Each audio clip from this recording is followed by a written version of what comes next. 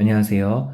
오늘은 요한복음 12장 하도록 하겠습니다. 1절, 6월절 엿새 전에, 여기서 6월절은 예수님께서 십자가에 못 박히실 마지막 날에 그 6월절을 가리킵니다. 그 엿새 전이기 때문에 이제 머지않아 예수님의 공생애는 끝나게 되겠죠. 그때 예수님께서는요, 베다니에 이르시니 이곳은 예수께서 죽은 자 가운데서 살리신 나사로가 있는 곳이라 라고 나옵니다. 그래서 우리는 여기가 지금 나사로의 집이다라고 생각할 수가 있는데, 마태복음 26장과 마가복음 14장에도 이 요한복음 12장의 에피소드가 실려 있거든요. 그런데 마태복음과 마가복음에서는 이 장소를 정확하게 말해줍니다. 바로 베다니에서 살았었던 문둥병 환자 시몬의 집이다 라고요. 그래서 이곳은 시몬의 집에서 있었던 에피소드입니다. 2절이요.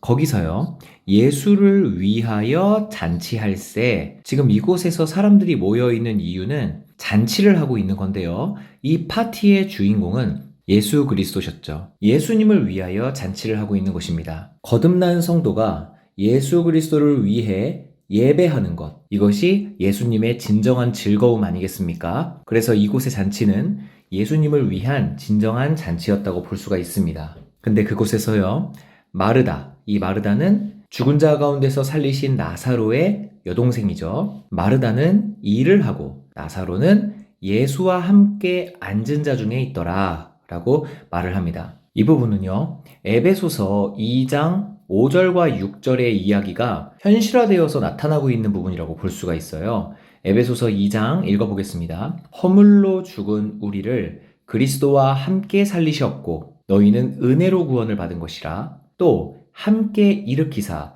그리스도 예수 안에서 함께 하늘에 앉히시니 라는 말이 나옵니다. 이 에베소서 2장 5, 6절의 부분이 상징적인 표상으로 이렇게 나와 있다는 것입니다. 분명히 나사로는 죽은 자였었죠. 그런데 이 허물로 죽은 이 나사로를 예수 그리스도가 살리셨고요. 그 다음 일으키셨고요. 그래서 예수와 함께 앉아있더라 라는 말이 6절, 예수 안에서 함께 하늘에 앉히셨다 라는 그 부분과 싱크가 맞아 떨어진다라는 점이 우리의 천국의 모습을 상징화하고 있다는 것입니다. 천국에서의 신자의 모습이요. 3절입니다. 근데 마리아는요, 지극히 비싼 향유, 얼마나 비싸냐면요, 순전한 나드 한 근을 가져다가 라고 말을 합니다. 여기서 순전한 나드 한 근이 이 당시에 얼마였냐 하면요, 대략 300데나리온이라고 합니다. 1데나리온이요, 일반적인 노동자 하루치의 일당이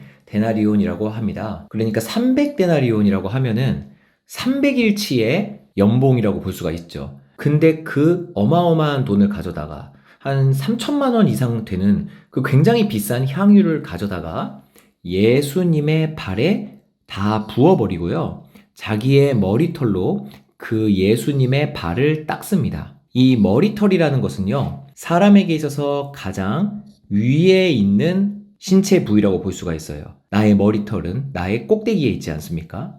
그리고 발이라는 것은 사람에게 있어서 가장 밑에 있는 것이라고 볼 수가 있어요. 그래서 이것이 그냥 쉽게 마리아의 가장 가치 있는 것이 예수님의 가장 가치 없는 것보다 못하다라는 일종의 고백이라고 볼 수가 있죠. 신앙의 고백이요. 그래서 자신의 얼굴 위에 있는 머리털로 예수님의 가장 낮은 그 발을 닦는다는 것입니다. 그리고 또 하나 구속사적인 상징성을 보면요, 예수님께서는요, 뱀에게 뒤꿈치를 상하게 되시지만 그 뱀의 머리를 발로 밟으시도록 예언이 되어 있습니다. 그래서 예수님의 발은 바로 사단의 머리를 밟는 수단이라고 볼 수가 있어요. 그러니 승리의 수단이 된다는 것이죠.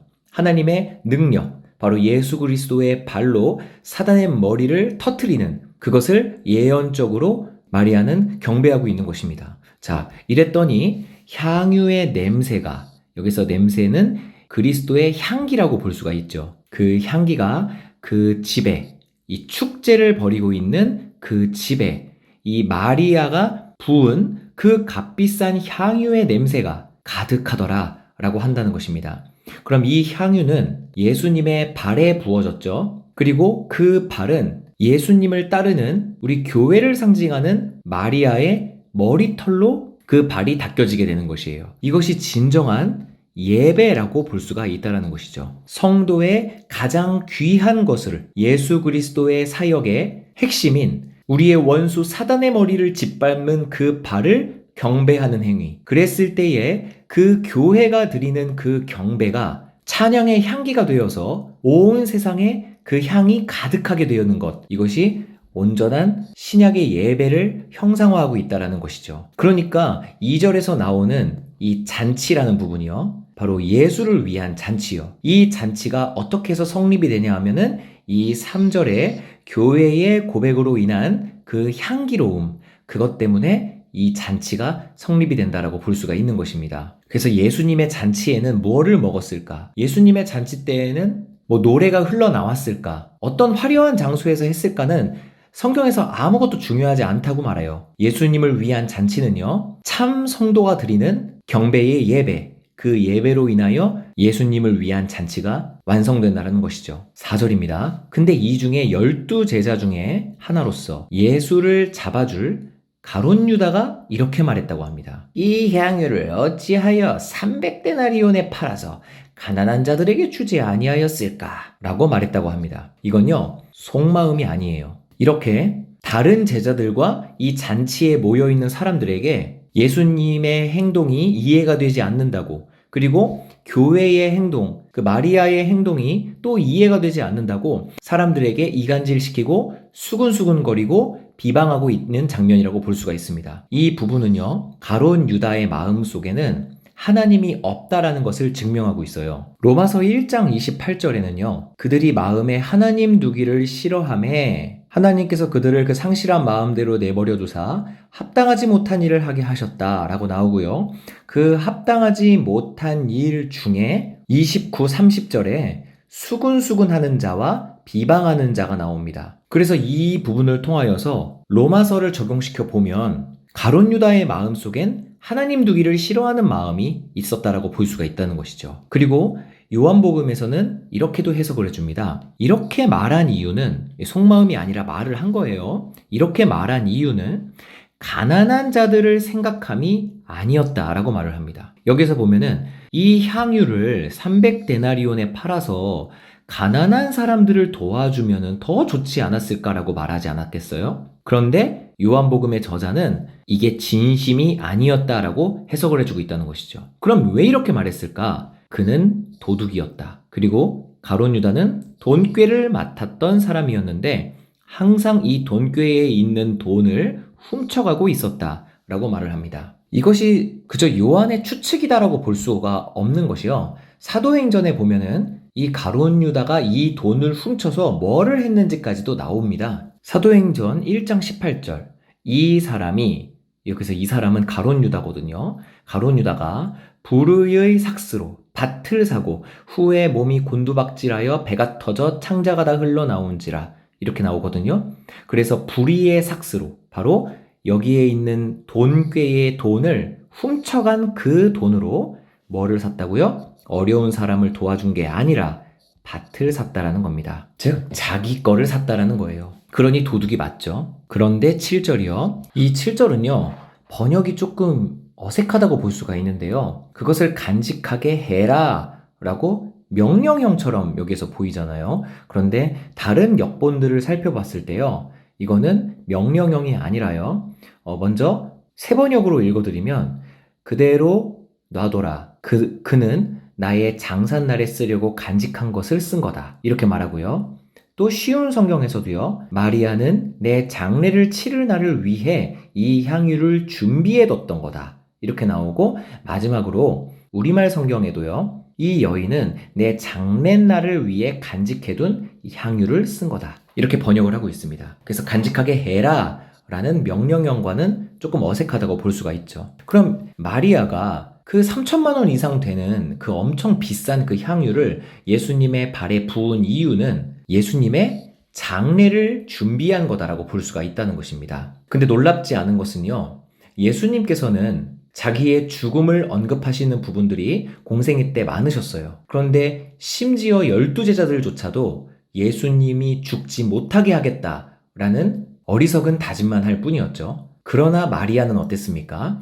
이 마리아는 예수님이 죽을 거다라는 그 말씀을 그저 겸손하게 받아들였습니다. 그래서 예수님의 축제날 자신이 해야 할 일이 무엇인지를 영적으로 느꼈을 것이고 성령의 감동을 받아 예수의 장례를 위하여 준비해둔 향유를 이날 예수님의 발에 부었다라고 볼 수가 있는 것이죠. 그것도 자기의 머리털로 말입니다. 이것은 성령의 감동하심으로 이런 예언적 행동을 했다라고 밖에 볼 수가 없습니다. 하지만 우리가 간과하지 말아야 될 부분은 이 점이라는 것이죠.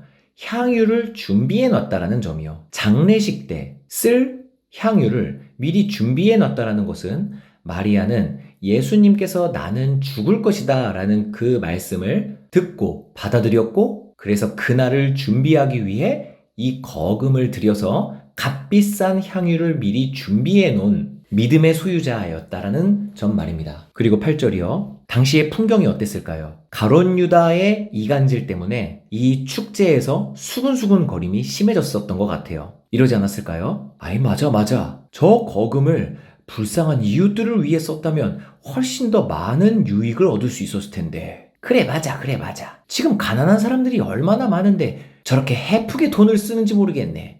에휴, 저 여자도 참 미련하구만. 저렇게 가만히 있는 예수는 어떻고, 저 예수님도 저 여자를 홍군형을 낸 다음에 아유 이 아까운 돈을 가난한 사람들을 위해 쓰지 않고 왜 낭비를 했느냐라고 혼을 내셨어야지. 맞아, 가룟 유다의 말이 맞는 것 같아 라고 수근수근 댔을 것 같습니다.